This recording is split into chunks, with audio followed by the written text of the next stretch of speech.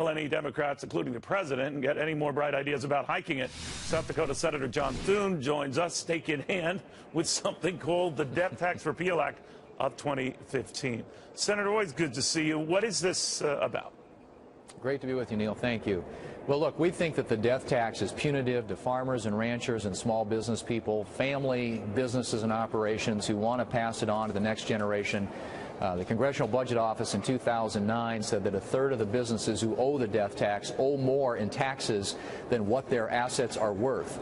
So what typically happens is they have to liquidate the business in order to pay the IRS. It is a tax that's inefficient, and it hurts jobs in the economy in this country, and we think it's time for it to go. And so we've got a bill that would repeal it and end the death tax once and for all. Now, what kind of support do you have?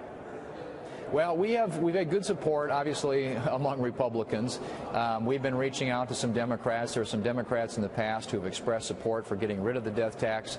We hope that there'll be some bipartisan support in the Congress. Kevin Brady is introducing the bill in the House of Representatives, and we're going to hold a news conference tomorrow to talk about why it's important that Congress take the steps that are necessary to do away with this very burdensome, very punitive tax. You know, the administration, I'm sure you're aware of this, Senator, comes out and says, I don't know what Thune is arguing about. The fact of the matter is very few pay this tax because very few really fit the criteria or the means by which to have to pay it. What do you say? I think they say it's closer to 2% of that. Right. Well, if you look at the run-up, Neil, in land values in a state like South Dakota over the past decade, we've seen land values increase to the point now that about a third of the farms in South Dakota are actually over the exemption amount, so they would be liable to pay the tax. This is a very big issue in farm and ranch country where people are land rich and cash poor, but it also hits a lot of small businesses in this country. Douglas Holtz-Eakin did a study here recently that suggested that ending the death tax would add 1.5 million jobs to our economy. So we think it is about jobs, it is about growth, and you think about how much money people spend to avoid the tax as well. And you know, this isn't something that in our economy we really don't need. We want to encourage people to pass that family farm or business on to the next generation, and getting rid of the death tax would help make that possible.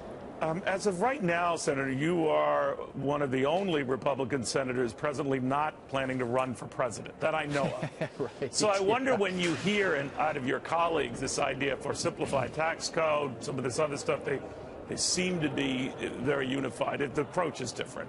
Will that be a Republican rallying cry in 2016? Because we're a long way from anything that approaches a simpler tax code.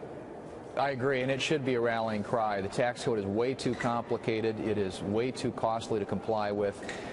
If we could broaden the tax base in this country, lower the rates, I think we'd unleash a period of economic growth unlike anything we've seen in a long time. And included in that should be getting rid of the death tax. You got an administration in Washington right now that very much likes to raise taxes, take from some people, give it to others.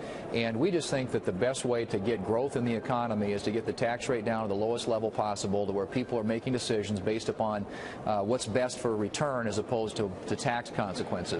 And so, you know, my hope would be that our candidates in 2016 are out there aggressively talking about their plans to reform the tax code to make it more simple, more fair, to lower the rates, and focused on economic growth. Senator Thune, always a pleasure. If you decide to run or join your other colleagues, just please let us know. But it's always good. You'll be the first to know, Neil. All right, Senator Thune, great seeing you again. Thank you.